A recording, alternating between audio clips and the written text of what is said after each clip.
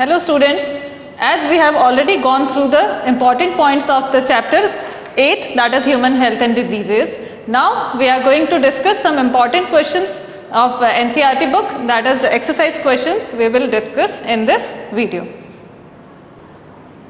Now open your book, page number 164, page number 164. Now open page number 64 in your book and we are starting with the important questions. So let us see question number 3. That is, how does transmission of each of the following diseases take place? That is amoebiasis, malaria, ascariasis and pneumonia. So as we have already studied through our videos also, but now let us see how can you write the answers. Actually क्या होता है, जब exam में question का answer कैसे लिखना चाहिए वो आपको इन क्वेश्चन आंसर से हेल्प मिलेगी. जैसे कि फर्स्ट डिजीज है एमीबियासिस, तो आपके इसमें पूछी दो चीज़ें ही हैं, causative organism and mode of transmission. तो आप टेबुलर फॉर्म में भी बना सकते हैं या पॉइंट वाइज भी लिख सकते हैं. तो एमीबियासिस कॉजेटिव ऑर्गेनिज्म क्या है? Entamoeba histolytica. And the mode of transmission, किस तरह से ये डिजीज स्प्रेड होगी? तो इट स्प्रेड्स थ्रू वेक्टर. इसमें हमको house fly is the vector and it is responsible for this disease which act as mechanical carrier, means it help in spreading the amoeba entamoeba histolytica from one part to another. So it transmits the parasite and infection spread through drinking of contaminated food and water. तो ये इस तरह से आपको ये points याद रखना है. The second disease is malaria. Malaria की बात करें तो मलेरिया में the causative organism is plasmodium, है ना, plasmodium वाइवेक्स या फैल्सीपेरम. तो there are different species of this plasmodium and it is also a vector borne disease. तो वेक्टर जो है वो फीमेल एनाफिलिस मॉस्किटो है जो क्या स्प्रेड करता है? मलेरियल पैरासाइट को एक हेल्दी पर्सन से दूसरे पर्सन में ट्रांसमिट करेगा. कैसे? By biting an infected person and then biting to a healthy person. तो क्या होता है, इसके स्पोरोजॉइट्स जो हैं वो इन्फेक्टेड पर्सन से हेल्दी पर्सन में ट्रांसमिट हो जाते हैं. And the female anopheles mosquito is the vector which is responsible for malaria. The next disease is ascariasis. Ascariasis जो कि जिसका organism responsible for this disease is worm से होने वाली डिजीज है ये, एस्कैरिस लुम्ब्रिकॉइड. अब ये जो वर्म है इसके लार्वा या एग्स वो ट्रांसमिट हो जाते हैं हमारी बॉडी में. तो a healthy person acquires this infection through contaminated food and water. तो कैसे भी करके अगर ये हमारे फूड या वाटर में प्रेजेंट होगा तो ये हमारी बॉडी में एंटर कर जाता है and it lives as a parasite in our body. हमारी बॉडी से सारा न्यूट्रिशन ये लेता है. हमारी बॉडी एनीमिक भी हो सकती है एंड न्यूट्रिशन की डेफिशिएंसी हो जाएगी हमारी बॉडी में. The next disease is pneumonia, जिसके दो हमारी बुक में दो ऑर्गेनिजम्स दिए हुए हैं, कॉजेटिव एजेंट्स दिए हुए हैं, Streptococcus pneumoniae and Haemophilus influenzae. तो these are the two causative organism. कैसे होता है infection? Mode of transmission is that the healthy person acquires this infection by inhaling the droplets या aerosols released by an infected person. अगर कोई person छींकता है, sneeze करता है या कफिंग करता है तो उसके माउथ से जो निकलने वाले ड्रॉपलेट्स हैं वो अगर कोई दूसरा पर्सन इनहेल कर लेता है, it is directly inhaled, then the infection can spread और it can also be spread by sharing glasses and utensils with an infected person. तो ये बहुत ही इन्फेक्शियस डिजीज है and this is how it spreads. Next question हम देखते हैं, question number 4. What measures would you take to prevent waterborne diseases? तो waterborne diseases के लिए हम क्या क्या चीज़ें ध्यान में रखें? सच एज जो वाटर बॉर्न डिजीजेस हैं, amoebiasis, ascariasis, cholera, typhoid, hepatitis B, these are all diseases spread by drinking contaminated water. अगर अनहाइजीनिक वाटर है जो साफ नहीं है तो उससे ये डिजीजेस स्प्रेड हो सकती हैं. These diseases can be prevented by consumption of clean drinking water. तो हमारा पानी बिल्कुल साफ होना चाहिए, ऐसे ही फ्रूट्स वेजिटेबल्स वॉश्ड होना चाहिए and public hygiene measures should be taken properly and disposal of waste and excreta and also periodic cleaning and disinfection of water reservoirs, pools. तो ये सारा हमारे जितने भी पानी के स्टोर्स जो हैं उनको क्लीन रखेंगे so that these diseases are not spread. Then we will take question number 6. Okay, question number 6 is that name the primary and secondary lymphoid organs. तो ये एक शॉर्ट क्वेश्चन है. शॉर्ट क्वेश्चन में ये आपको पूछा जा सकता है कि आपको सिर्फ नाम बताने हैं. तो प्राइमरी लिम्फॉइड ऑर्गन्स हैं आपका बोन मैरो एंड थाइमस. हमने डिस्कस किया था वीडियो में कि बोन मैरो में क्या है, सारे तरह के all the types of blood cells are produced in the bone marrow and जैसे आरबीसी डब्ल्यूबीसी सब बोन मैरो में बनते हैं. And thymus is the organ which is located near the heart. और ये जब हम शुरू में at the time of birth this is large in size and slowly as we grow ये थाइमस क्या है थोड़ा रिड्यूस हो जाता है. तो these to are the primary lymphoid organs. यहाँ पे जो ब्लड सेल्स हैं वो बनते हैं and they get matured and after maturation these blood cells या जो भी ये सेल्स हैं ये सेकेंडरी लिम्फॉइड ऑर्गन्स में भेज दिए जाते हैं. They are transferred in the secondary lymphoid organs.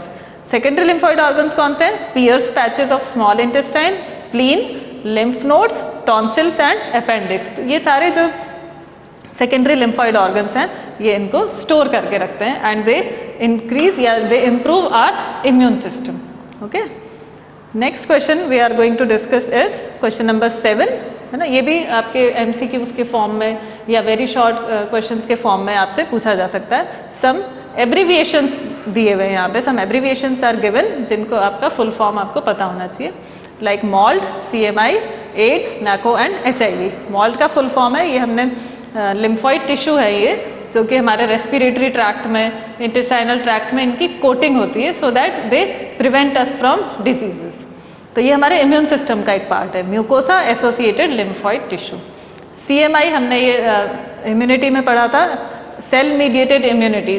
ठीक है, जो WBC वगैरह जो सेल्स हैं वो हमारे सेल मीडिएटेड इम्यूनिटी डेवलप करते हैं. Then AIDS, acquired immunodeficiency syndrome. NACO ये एक एजेंसी है जो एड्स के लिए हमें अवेयरनेस क्रिएट करती है, national AIDS control organisation. HIV का फुल फॉर्म है human immuno deficiency virus. So these are the full forms which you should remember. अब हम डिस्कस कर लेते हैं question number 8, that is differentiate between innate and acquired immunity. तो पहले हम इन्नेट एंड एक्वायर्ड इम्यूनिटी के डिफरेंसेस देख लेते हैं. As we have already discussed in video also कि इन्नेट इम्यूनिटी क्या है? It is the non specific type of immunity जो हमें बाय बर्थ मिलती है. तो it is the immunity developed eight the time of birth and it is inherited from the parents. तो ये हमें बाय बर्थ इम्यूनिटी मिलती है. This is the innate immunity. And acquired immunity ये तब डेवलप होती है जब हम किसी पैथोजन के कांटेक्ट में आते हैं. तो as I have explained you already कि जब भी किसी पैथोजन के हम फर्स्ट टाइम कांटेक्ट में आते हैं तो क्या होता है, हमारी जो बॉडी है वो रिस्पॉन्स करती है और हमारी बॉडी के जो सेल्स हैं, जो मैक्रोफेजेस वगैरह हैं, वो उससे फाइट करने के लिए रेडी हो जाते हैं. लेकिन ये जो फर्स्ट रिस्पॉन्स होता है, प्राइमरी रिस्पॉन्स होता है, ये थोड़ा वीक होता है ना, कम इंटेंसिटी वाला होता है. तो सेकेंड टाइम जब दोबारा उस पैथोजन से हमारा कांटेक्ट होगा, if it enters into the body, तो हम और इंटेंसीफाई होकर हमारी बॉडी उससे फाइट करती है. तो that is the kind of acquired immunity और ये बर्थ के बाद हमको मिलती है. Active immunity and passive immunity. Active immunity is a kind of acquired immunity which produces its own antibodies. जो ये हमारी बॉडी अपने आप एंटीबॉडीज अगर प्रोड्यूस कर रही है तो उसको हम कहेंगे एक्टिव इम्यूनिटी अगेंस्ट लिविंग और डेड माइक्रोब्स. कोई से भी कैसे भी माइक्रोब्स जो जनरली डेली हमारी बॉडी में आते रहते हैं तो हमारी बॉडी उससे रेगुलर फाइट कर रही है, तो that is a kind of active immunity. लेकिन अगर हम रेडीमेड एंटीबॉडीज ले रहे हैं then it is called as passive immunity. So it is a type of acquired immunity where ready-made antibodies are administered directly to protect our body against diseases. Passive immunity कैसे रहती है? It is fast and provides immediate relief. तो इससे हमें immediate relief मिलेगा. For example, infecting the microbes deliberately during immunization or infectious organism gaining access to body during natural infection is called active immunity. और इसमें क्या होगा, जैसे transfer of antibodies from mother's milk into the foetus या फिर placenta से भी जो एंटीबॉडीज चाइल्ड में ट्रांसफर होती हैं, ये सब कैसी है? पैसिव इम्यूनिटी है. Then the next is diagram of antibody molecule, ये भी बहुत इंपॉर्टेंट है, मैंने आपको अभी मार्क करवाया ही था प्रीवियस वीडियो में, तो you practice this diagram. And the next question is question number 10. What are the various routes by which transmission of human immunodeficiency virus takes place? तो ये बहुत इंपॉर्टेंट है कि what are the different modes of transmission of HIV virus. तो ये points आप ज़रूर learn कर लीजिएगा. एक तो क्या कि HIV वायरस जो है वो retro virus, it is a kind of retro virus which have an envelope enclosing the RNA. तो इसका जेनेटिक मटीरियल है और ऊपर से इसमें प्रोटीन की कोटिंग है. तो transmission of HIV infection occurs through the following means. क्या क्या तरीके? Sexual contact with infected person, transfusion of contaminated blood या सिरिंजेस या नीडल्स यूज करने से भी इन्फेक्शन हो सकता है. इंट्रावेनस ड्रग लेते समय भी अगर हम कॉमन सिरिंजेस या नीडल्स यूज करते हैं, then also this infection can spread. And from infected mother to her child through placenta also this infection can spread. Now another important question is question number 11 कि किस तरह से ads का virus जो है हमारे इम्यून सिस्टम को week करता है, या जो पूरा जो इन्फेक्शन के स्प्रेड होने का किस तरीके से इन्फेक्शन स्प्रेड होता है वो सारा आपको पूरा डिस्कस करना है ना. बुक में इसका डायग्राम भी गिवन है, हम पॉइंट्स डिस्कस कर लेते हैं कि हाउ दिस वायरस स्प्रेड. तो HIV वायरस जो है वो सबसे पहले इन्फेक्ट करता है हमारे मैक्रोफेजेस को. मैक्रोफेजेस जो WBC के टाइप्स हैं, वहाँ पे जाकर सबसे पहले इन्फेक्शन करता है, अपना जो जेनेटिक मटीरियल है उसको अंदर इंट्रोड्यूस करवा देता है. तो जो HIV वायरस है उसका जेनेटिक मटीरियल होता है RNA. RNA को वो रिवर्स ट्रांसक्रिप्टेज एंजाइम की हेल्प से उसको DNA में कन्वर्ट करता है. ठीक है. देन द वायरल DNA जो है it gets incorporated into the host cell. हमारे हम होस्ट है और वो बाहर से आया तो हमारे होस्ट सेल में वो अंदर आ जाएगा और हमारा सेल उसको उसके जो जेनेटिक मटीरियल है उसकी कॉपी बनाने लग जाता है. हमारा सेल उसको अपना मानकर उसके जेनेटिक मटीरियल की कॉपी बनाने लग जाता है और इस तरह से बहुत सारे वायरस हमारे सेल में ही बनने लग जाते हैं. तो वो जो मैक्रोफेज है वो एक तरह से HIV फैक्ट्री का काम कर रहा है. तो the macrophage continue to produce virus and in this way they act like HIV factory. HIV अब क्या करेगा, दूसरे और हेल्पर T लिम्फोसाइट सेल्स में एंटर हो जाता है और वहाँ पे भी इसी प्रोसेस को रिपीट करता है. तो इस तरह से क्या होता है, हमारे जो T लिम्फोसाइट्स हैं वो धीरे धीरे खत्म होने लगते हैं और ये T लिम्फोसाइट्स ही हमारे इम्यूनिटी के लिए रिस्पॉन्सिबल हैं. तो हमारी इम्यूनिटी क्या होगी, वीक होने लग जाएगी and the person will not be able to fight against any common infection. छोटे से छोटा इन्फेक्शन होगा उससे भी उसकी बॉडी फाइट नहीं कर पाएगी. ओके. तो दिस इज द वे किस तरह से HIV जो इन्फेक्शन करता है. ये डायग्राम भी ज़रूर आप मार्क कर लीजिए. Now we will see the question number 12, that is how normal cell differentiate from a cancerous cell. ठीक है. तो नॉर्मल सेल और कैंसरस सेल में मेन डिफरेंस यही है कि नॉर्मल सेल में कॉन्टैक्ट इनहिबिशन की प्रॉपर्टी होती है. कॉन्टैक्ट इनहिबिशन होता है कि व्हेन द सेल ग्रो, जब ग्रो होता है और आसपास के सेल से उसकी बाउंड्री टच होती है तो वो ग्रो होना और डिवाइड होना स्टॉप कर देता है. ये अपने आप ऑटोमेटिकली हमारी बॉडी में चलता है. बट अगर वो कोई कैंसरस सेल है तो it will lose the property of contact inhibition and it will divide continuously. Repeated cell division होता रहेगा. तो this is the main difference between. और क्या होता है, जब अनलिमिटेड डिवीजन होगा तो ट्यूमर का फॉर्मेशन होगा. Okay. And cancerous cell do not undergo differentiation. कोई डिफ्रेंशिएशन नहीं होगा, वो एक जैसा काम करते रहेंगे बस. Normal cells remain confined at a particular location. Heart का सेल है हार्ट में ही रहेगा, जहाँ का सेल है वहीं रहेगा. बट कैंसरस सेल क्या करते हैं, एक जगह से दूसरी जगह पहुंच जाते हैं, become malignant and they grow very rapidly, invading and damaging the surrounding tissue. आसपास के टिश्यू को भी वो डिवाइड मतलब इन्फेक्शन स्प्रेड करने लग जाते हैं.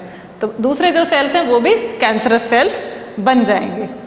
Now the question is what is metastasis. तो जैसे अभी हमने कैंसरस सेल डिस्कस किए थे कि कैंसरस सेल में कॉन्टैक्ट इनहिबिशन की प्रॉपर्टी खत्म हो जाती है और वो एक जगह से दूसरी जगह अगर पहुंचता है तो वो मैलिग्नेंट टाइप का ट्यूमर होता है.